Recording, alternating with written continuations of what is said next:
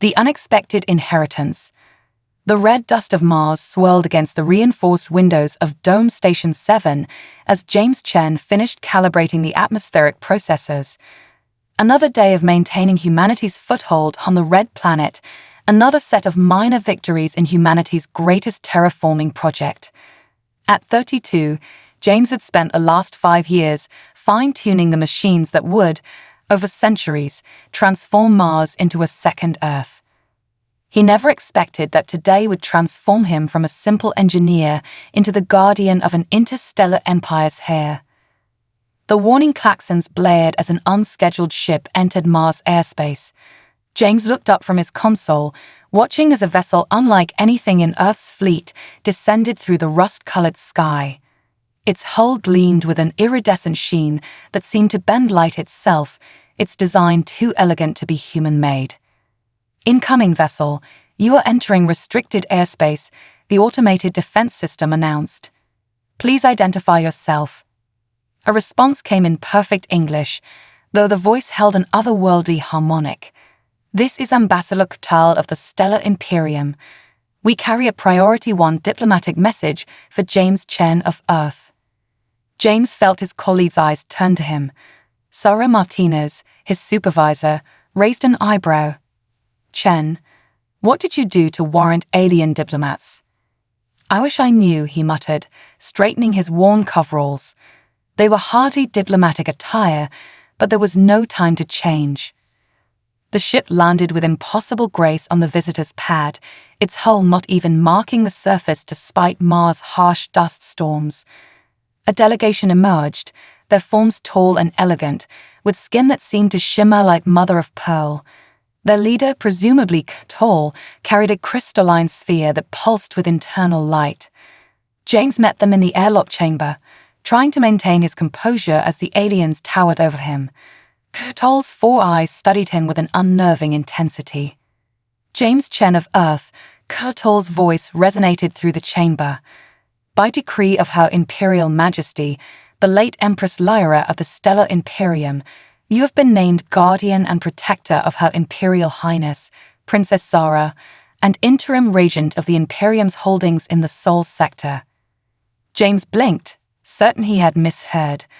"I'm sorry, what?" Ktal held out the crystalline sphere. "The Empress's final testament. She chose you, specifically, from all beings in known space. The Council awaits your presence on Capital World to formalize the appointment."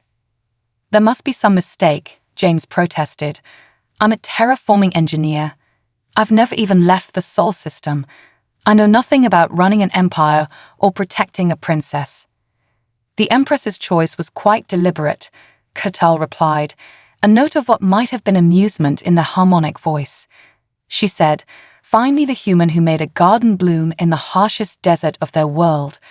That is who I trust to nurture hope in the wasteland of politics." James looked down at his calloused hands, stained with Mars dust and machine oil. "The Empress died, when?" 3 standard days ago. "Circumstances." Ktal paused. "Choosing words carefully are being investigated. The princess requires protection. Human protection, specifically. The Empress believed your species' unpredictability and innovative thinking would be essential to her daughter's survival." Sarah stepped forward. "You're saying one of the most powerful beings in the galaxy chose a Mars engineer as her daughter's guardian because we're good at improvising?"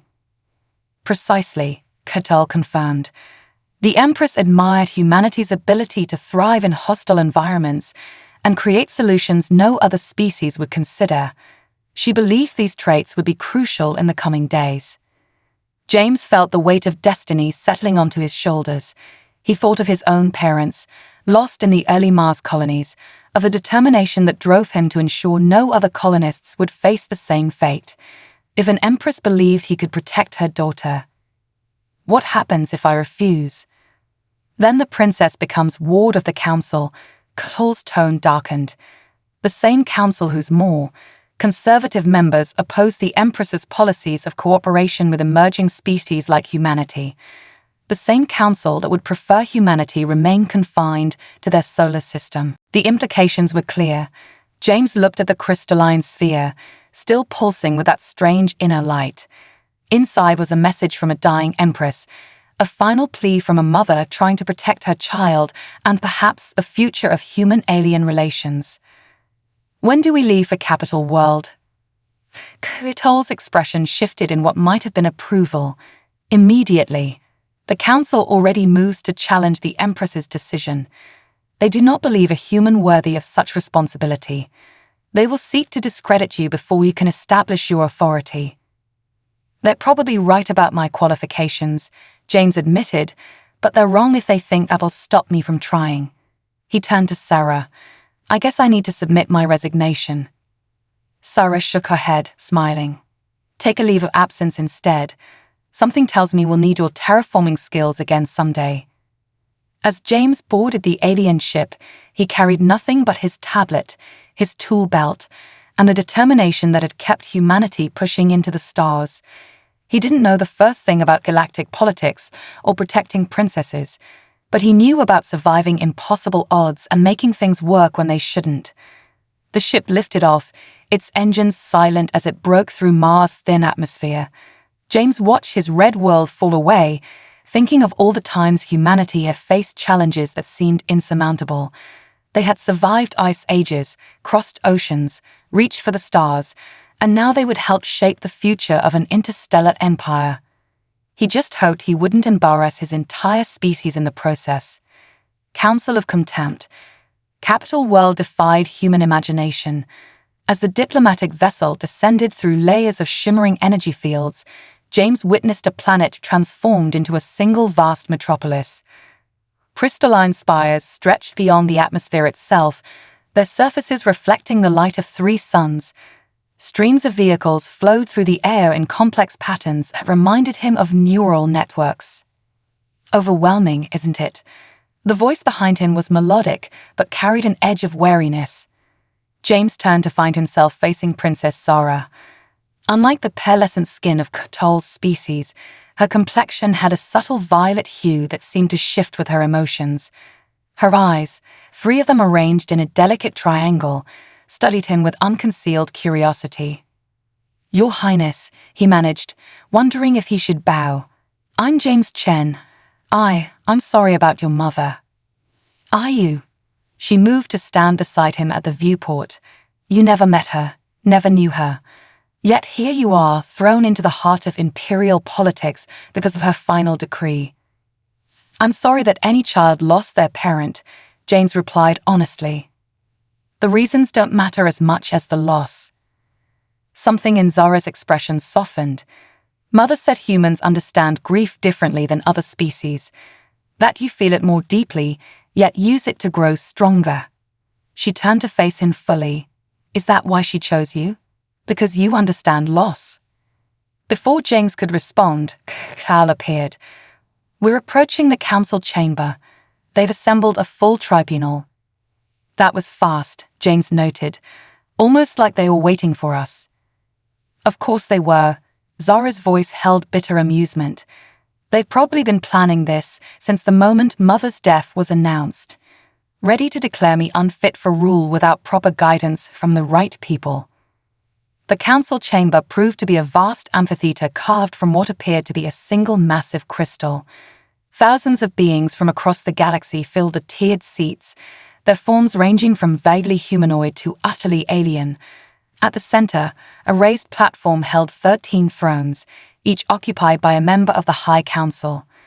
James felt hideously out of place in his Mars colony coveralls, but Zara had insisted he appear as himself. "Let them see what they fear," she'd said.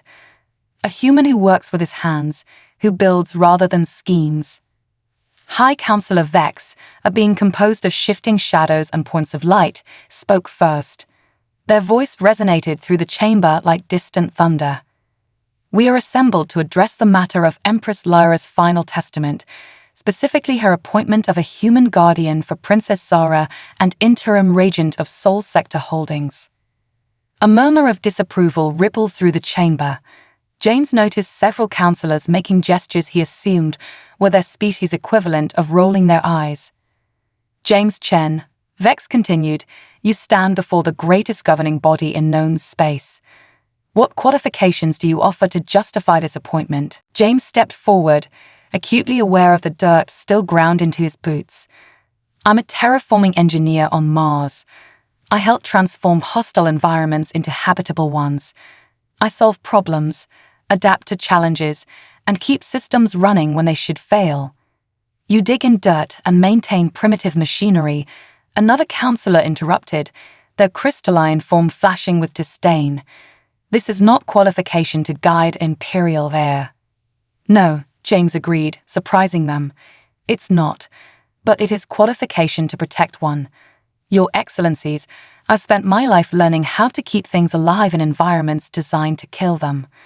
I've learned that the most dangerous threats aren't always the obvious ones, and that survival often depends on seeing solutions others might miss.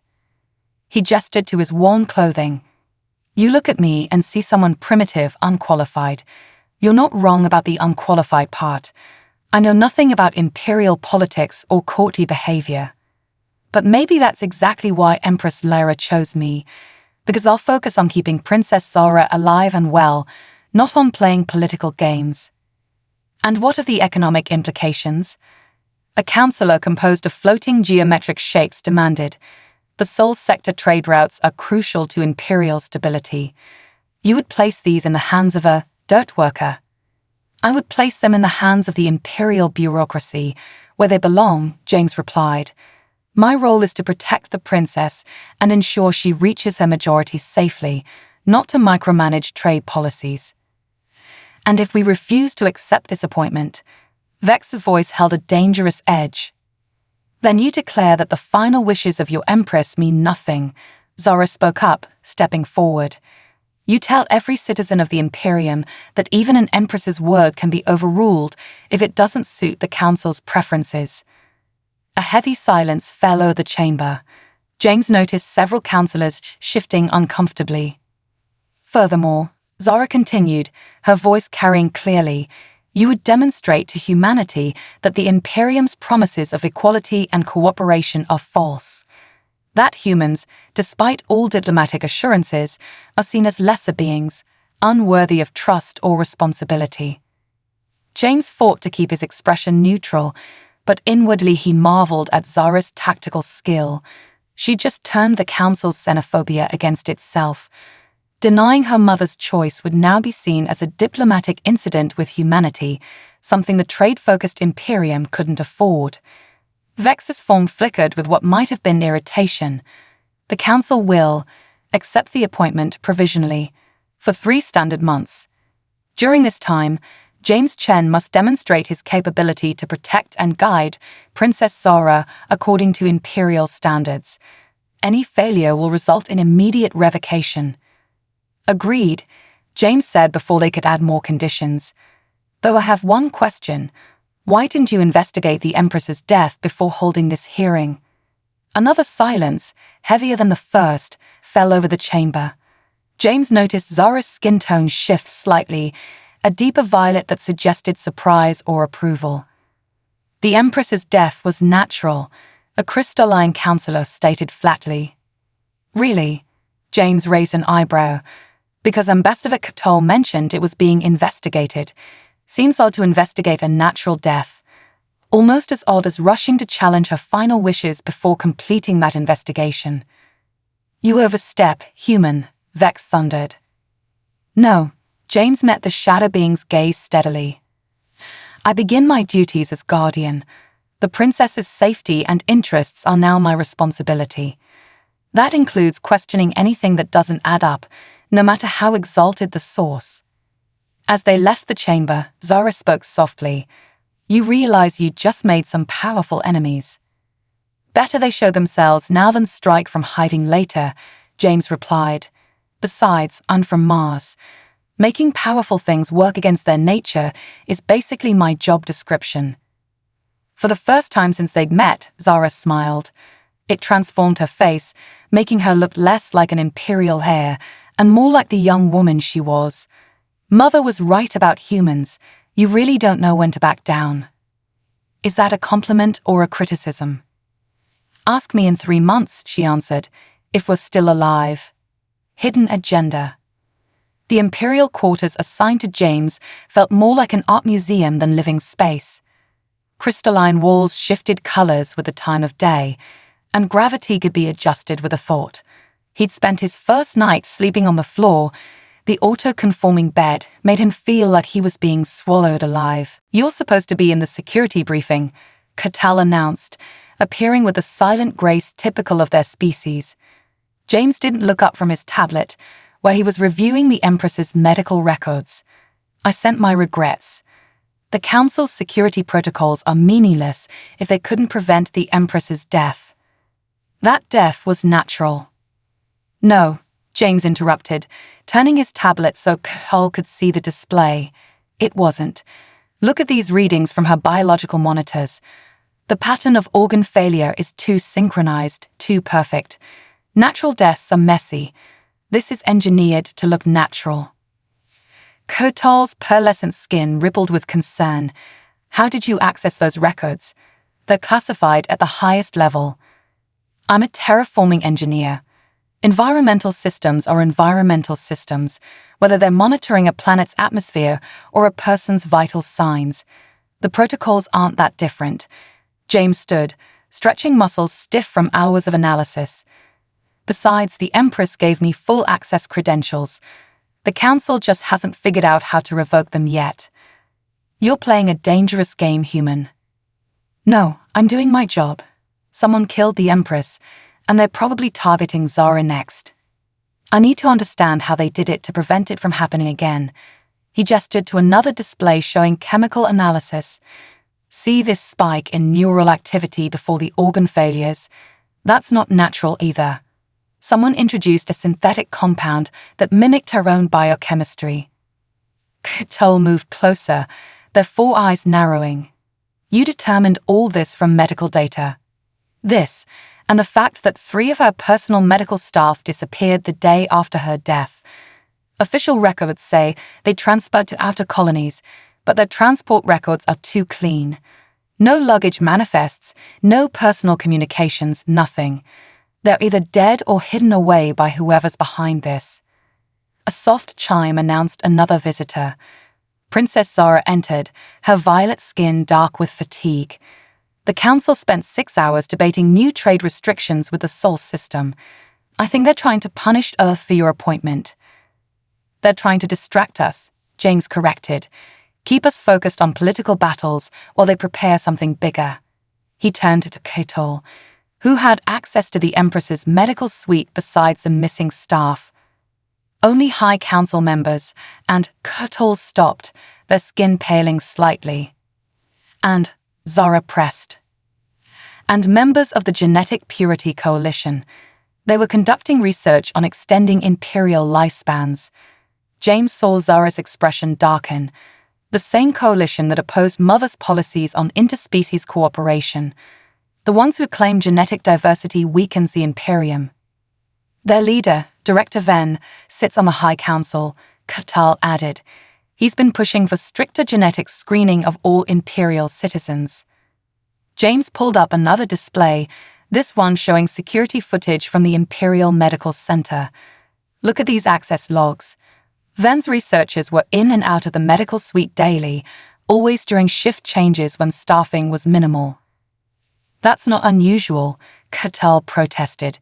"They were authorized." "What's unusual is that none of them appear on internal security cameras during those visits. The logs show them entering and leaving, but no visual confirmation. Someone edited the footage." Zara moved to stand beside him, studying the displays. "You learn to spot these discrepancies working on Mars. When you're maintaining life support systems for thousands of colonists, you learn to track every variable, every anomaly. Patterns matter. Disruptions in those patterns matter more." James highlighted several sections of data. "Your mother's condition began deteriorating exactly 3 days after she finalized my appointment as your guardian. The timing isn't coincidental." "The Coalition," Zara whispered. "They couldn't bear the thought of a human having authority in the Imperium." "It's bigger than that," James said. "Think about it. Why kill her after she made the appointment instead of before? They wanted to create this situation, the council challenging her final wishes, the push to invalidate my guardianship. They're using xenophobia as cover for something else. Couture's form seemed to ripple with tension. The Ascension Protocols. If both the Empress and Princess are deemed unfit or eliminated, control of the Imperium passes to the High Council until a new Imperial line can be established. Which would take years, Zara added, her voice bitter. Years during which they could reshape Imperial policy however they wanted.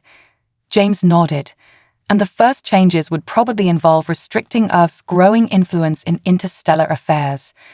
We're too unpredictable, too innovative. We don't fit their vision of genetic purity and controlled evolution. We need proof, Couture stated. Accusations against High Council members require irrefutable evidence. We'll need more than proof, James replied. We need protection. If they realize we're investigating, they'll move against Zara immediately. He turned to the princess. How do you feel about learning some primitive human survival techniques? For the first time that day, Zara smiled. You mean the kind of techniques that let humanity survive on a planet that should have killed them? Exactly. Starting with how to recognize when your food has been tampered with and how to make your enemies think you're following their script while you're actually writing your own. Toll made a sound that might have been a sigh. The council will not approve of their hair-learning human survival tactics. The council doesn't need to know, James said. Just like they don't need to know I've spent the last 6 hours creating a backdoor into their secure communications network. Sometimes the best defense is making your enemies think you're less capable than you are. A very human approach, Zara observed. It's kept us alive so far. James gestured to the displays. Now, let's figure out exactly how they masked the poison in your mother's system. Understanding their methods is the first step to stopping them from trying the same thing twice. As they worked through the night, James couldn't help but notice how quickly Zara adapted to his analytical approach. She had her mother's political instincts, but wasn't afraid to embrace human pragmatism. Maybe that's what the Empress had seen when she made her choice, not just a protector for her daughter, but a bridge between two ways of thinking. They would need both to survive what was coming. The coalition wouldn't stop with one assassination, and the council's 3-month probation period felt more like a countdown than a trial. But for the first time since landing on Capital World, James felt like they had a chance. Sometimes the best way to win an impossible game was to change the rules entirely. And if there was one thing humans excelled at, it was finding new ways to beat impossible odds. Human innovation.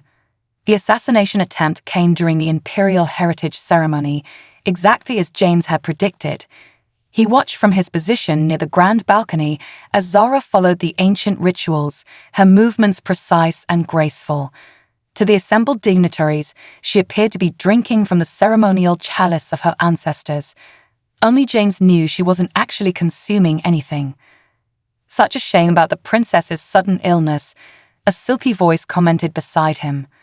Director Vern's crystalline form caught the light of Capital World's 3 suns, creating rainbow refractions that would have been beautiful if James didn't know what the being was capable of. Illness. James kept his expression neutral, though his hand tightened on the environmental scanner disguised as a ceremonial staff. Oh yes, Vern's crystalline features shifted in what might have been a smile. The medical team has already been notified. Such a tragic reaction to the sacred waters. Almost as tragic as her mother's. Natural decline. James checked his scanner's readings.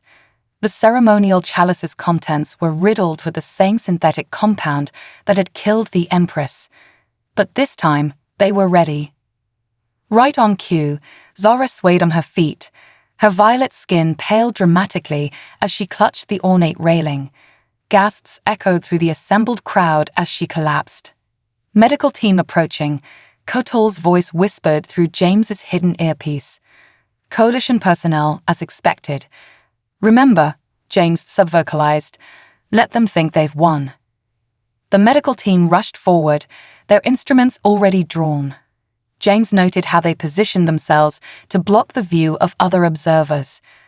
A perfect setup for switching Princess Zara with a body double, or for eliminating her entirely. That's when James triggered the device he'd spent the last week designing. A pulse of electromagnetic energy, carefully calibrated to affect only certain crystalline structures, rippled through the chamber. The medical team's instruments, all manufactured by coalition-controlled companies, sparked and went dead. More importantly, the synthetic compound in the chalice began to glow with a distinctive blue light, visible to everyone present. "Interesting," James said loudly, turning to Ven. "Your team's equipment seems to be malfunctioning. Fortunately, I brought some primitive human medical scanners. They're not as advanced as Imperial technology, but they're remarkably good at detecting certain synthetic compounds, like the one that killed Empress Lyra." Ven's crystalline form vibrated with barely contained rage. "You dare?" "Oh, I dare quite a lot," James interrupted. "For instance, I dared to modify the ceremonial chalice to catalyze any foreign substances introduced to it. The compound you used, it's not just visible now, it's changed on a molecular level, easy to trace back to its source, back to your laboratories." Zara rose smoothly to her feet, her earlier weakness vanishing. "I believe the Council will be very interested in analyzing these results, particularly the genetic markers that prove the compound was specifically engineered to target Imperial bloodlines." The chamber erupted in chaos. Council members demanded explanations, while security forces moved to surround the medical team. Ven tried to retreat, only to find his path blocked by Cthulhu and a squad of loyal guards. "You're making a mistake," Ven hissed at James. "Humans cannot be trusted with Imperial authority. You're too volatile, too unpredictable." "That's exactly why the Empress chose me," James replied, "because she knew someone would try to kill her daughter, and she needed a protector who thought differently than Imperial assassins. Someone who would look at your perfect plan and see the flaws in its perfection." He gestured to the still glowing chalice. "Your compound was brilliant, breaking down into undetectable components after causing organ failure. But you never considered that someone might introduce energy variables you hadn't accounted for. On Mars, we learned that sometimes the simplest solutions work best, like using old-fashioned electromagnetic pulses to disrupt modern technology." "The Council will never accept this evidence," Ven declared. "They'll say you fabricated it." Actually, Zara stepped forward, her voice carrying across the chamber. "They'll be very interested in the data Officer Cthulhu has been collecting, particularly the communications between certain Council members and off-world accounts linked to genetic purity extremists." James allowed himself a small smile. "Did you really think I spent the last 3 weeks just learning Imperial protocols? Every system has vulnerabilities, especially systems designed by people who think they're smarter than everyone else." "You tracked our communications." Ven's form flickered with disbelief. "Impossible. Our encryption." "Was very impressive," James agreed. "But you encrypted your messages before sending them through the Imperial network. You never thought to check if someone had accessed the network itself. On Mars, we learned to monitor every aspect of our life support systems, including the spaces between the obvious checkpoints." Security forces were now leading away the medical team and several suddenly nervous-looking Council members. Cthulhu approached, their pearlescent skin glowing with satisfaction. "The evidence is overwhelming," they reported, "not just of the assassination attempts, but of a broader conspiracy. The coalition was planning to reshape the entire Imperium, eliminating any species they deemed impure. And they would have succeeded," Zara added, "if my mother hadn't realized that sometimes the best way to protect a system is to introduce an element of controlled chaos." She turned to James. "She chose you because you'd approach Imperial security the way you approach terraforming, by understanding that sometimes you have to let things break down in order to build them back stronger." James nodded toward the detained conspirators. "Speaking of building things back stronger, I have some suggestions about improving Imperial security protocols, starting with not putting all the critical systems under centralized control. The Council will resist such changes," Cthulhu warned. The council just watched their perfect security get outmaneuvered by primitive human technology, Zara countered. I think they'll be more open to suggestions than usual. As the chamber slowly returned to order, James reflected on how different this was from his days maintaining Mars' atmospheric processes. And yet, the principles were the same: understand the system, identify vulnerabilities, and never assume that complex problems require complex solutions. You know, he told Zara, for all their advanced technology, they never considered that someone might use simple physics to expose their scheme. They were so focused on genetic purity that they forgot the basic laws of nature apply to everyone equally. A very human observation, she replied with a smile. Perhaps that's exactly what the Imperium needs more of. Looking around at the shaken dignitaries and the exposed conspirators, James couldn't help but agree. Sometimes the best way to protect the future was to remember the simple truths that got humanity to the stars in the first place. Alliance of necessity. The days following the heritage ceremony exposed fractures in imperial society that had been centuries in the making. The council chambers, once a place of measured debate, now echoed with accusations and demands for reform. James watched from his newly fortified offices as the Imperium's political landscape shifted like the red sands of Mars during a storm. 7 more council members have resigned, Cattell reported, their forms shimmering with barely contained agitation. The coalition's network ran deeper than we imagined.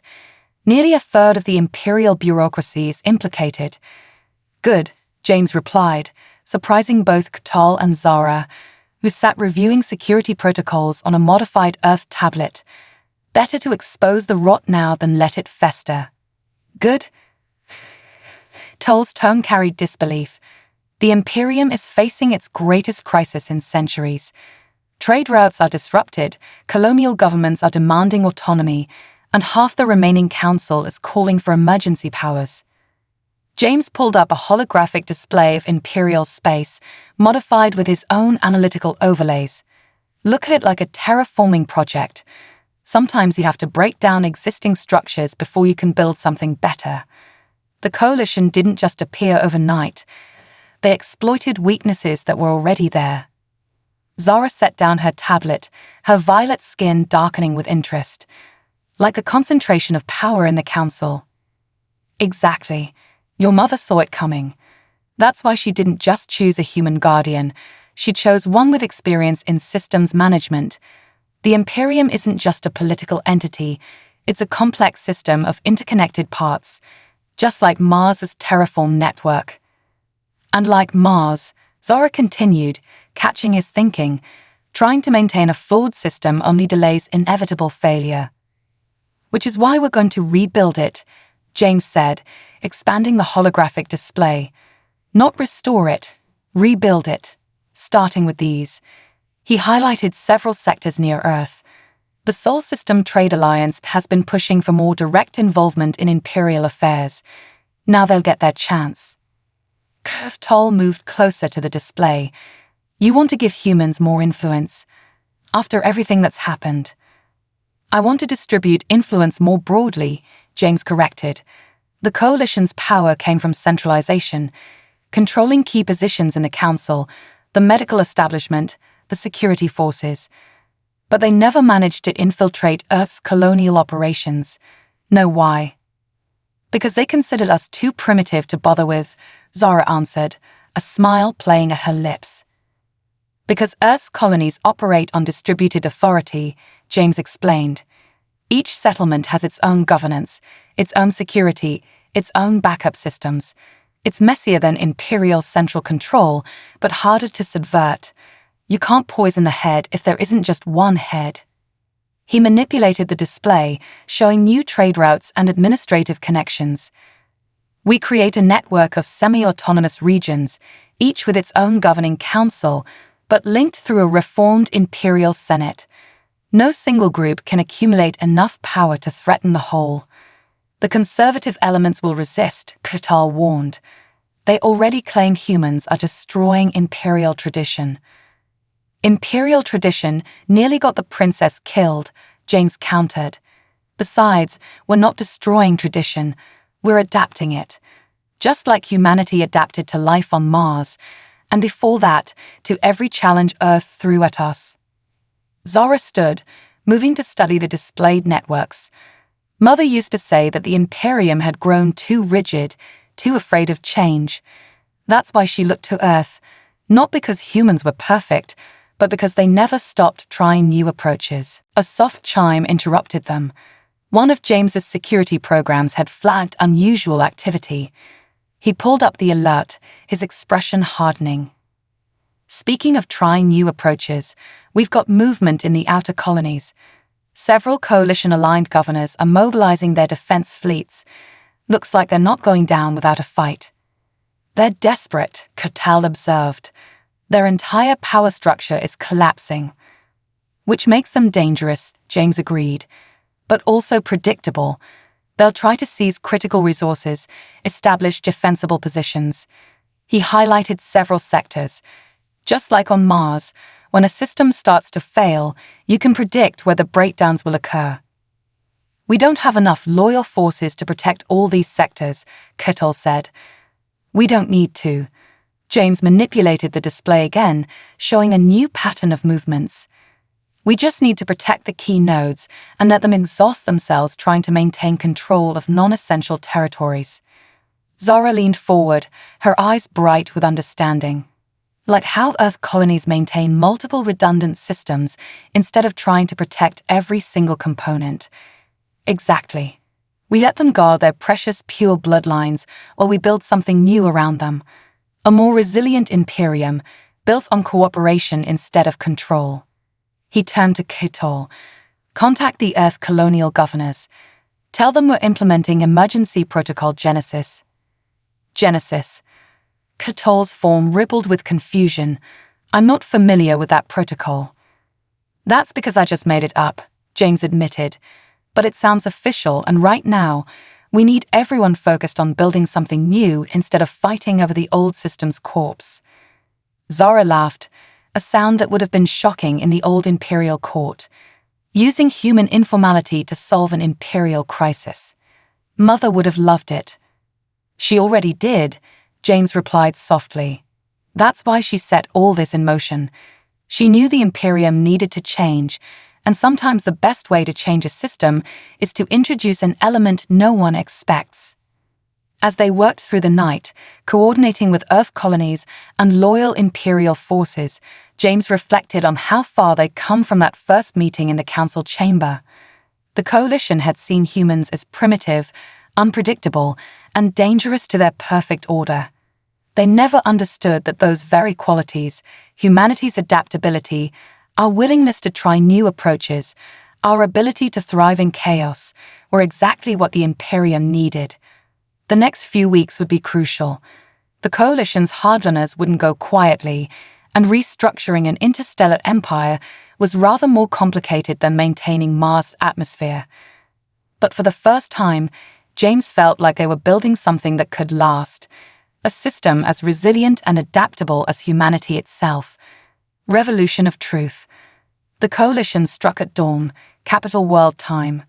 Their attack wasn't the overwhelming force James had expected, but something far more insidious. Every communication channel in the Imperium suddenly broadcast the same message, a fabricated history of human genetic manipulation, supposedly proving that Earth's species was artificially created as a biological weapon.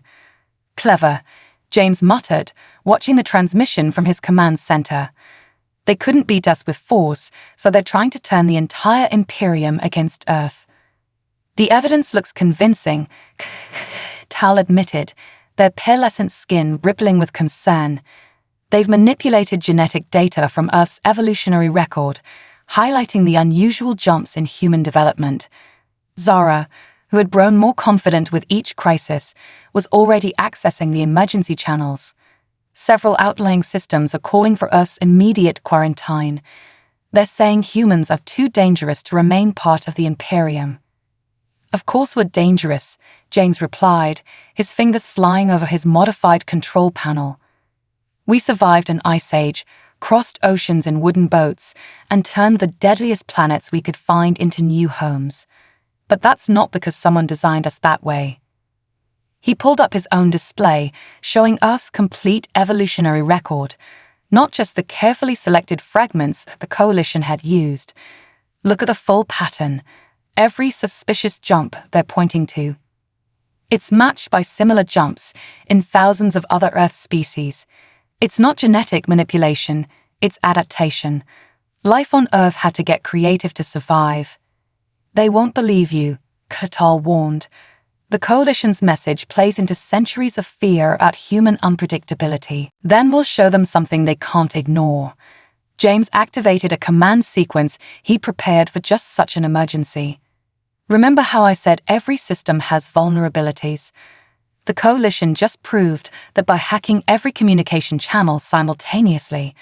But to do that, they had to link their systems. Zara finished, her eyes widening with understanding. They created a network we can trace. Better than that, James grinned. They created a network we can use. Right now, my programs are riding their own transmission channels back to the source. And guess what they're finding? He expanded his display, showing a cascade of data. Evidence of genetic manipulation, not of humans, but of Coalition members themselves. Records of experiments to purify their own species, eliminating traits they considered inferior. Plans to eventually do the same to every species in the Imperium. They're the ones trying to play creator, Zara breathed, her violet skin darkening with anger. They've been manipulating their own genetics for generations. And now everyone will know, James said, activating the final sequence. Because we're sending this evidence out on the same channels they hijacked. Let's see how they handle some human-style transparency. The reaction was immediate and dramatic. The Coalition's carefully crafted message dissolved into static, replaced by the true history of their genetic purification program. Stations across the Imperium began broadcasting the evidence, along with records of failed experiments and disposed of imperfect specimens. Multiple Coalition vessels are powering up weapons, Catal reported tensely. They're targeting key communication hubs. Let them, James replied calmly. The data's already spreading faster than they can stop it, and every attempt they make to silence the truth just proves they have something to hide. He turned to Zara. Your Highness, I believe it's time for your address. Zara nodded, moving to the communication platform they prepared. She had grown into her role not by becoming what the Coalition wanted, a puppet ruler preserving their perfect order, but by embracing change and adaptation, just as her mother had hoped. Citizens of the Imperium, she began, her voice clear and strong, you have just witnessed two very different visions of our future. One based on control, on forcing life itself to conform to an arbitrary standard of perfection. The other based on adaptation, on finding strength in diversity, on facing challenges by becoming stronger rather than by eliminating what we fear.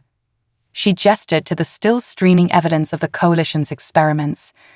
My mother chose a human guardian, not because humans are perfect, but because they understand something the Coalition never will. True strength comes from adapting to challenges, not from hiding from them. True purity isn't about eliminating differences, but about finding ways to thrive despite them, or because of them. Coalition ships are standing down, Catal reported quietly. Multiple council members are denouncing their former allies. James watched as the Imperium's political landscape shifted once again, but this time towards something new, something that might actually last.